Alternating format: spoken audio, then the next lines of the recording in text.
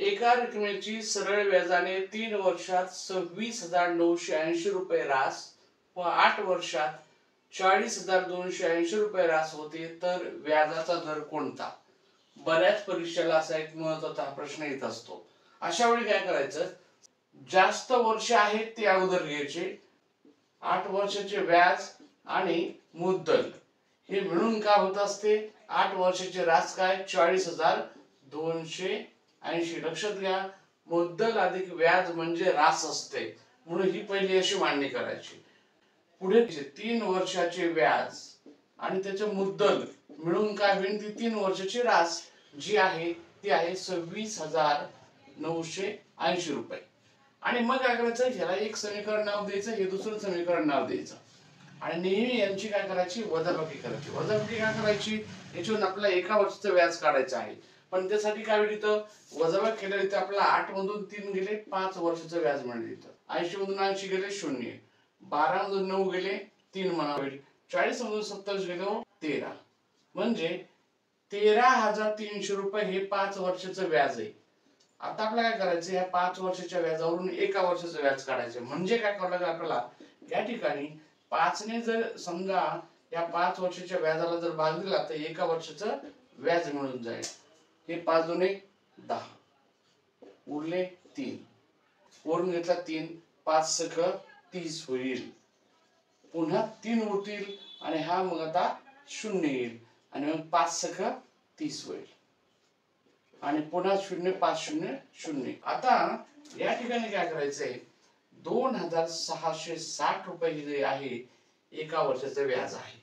आता आपल्याला काय करायचं, याच्याहून मुद्दल काढावं लागेल आधी. त्यासाठी काय करायचं, आता 3 वर्षाचं व्याज काढायचं आणि ते याच्यात मांडायचं, म्हणजे आपला मुद्दल लक्षात येईल.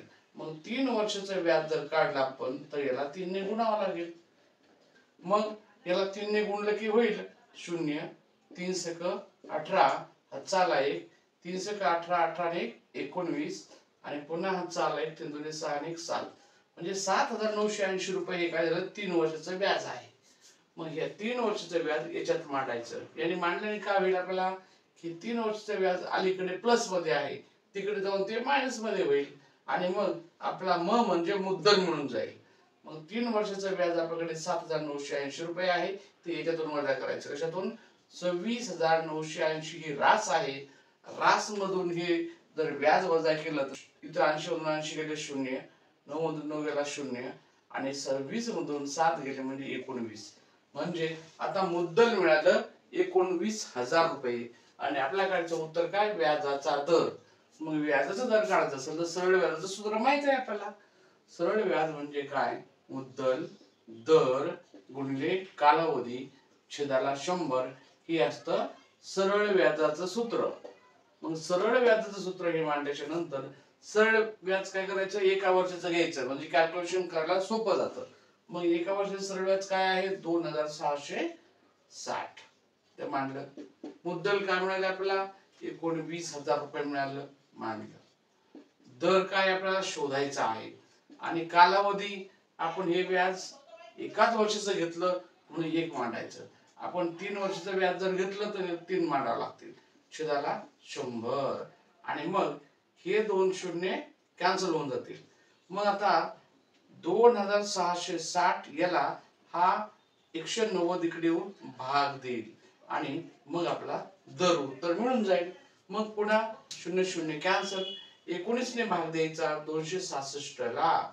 19 ने जर 266 ला जर भाग दिला तर 19 एक 19 होईल.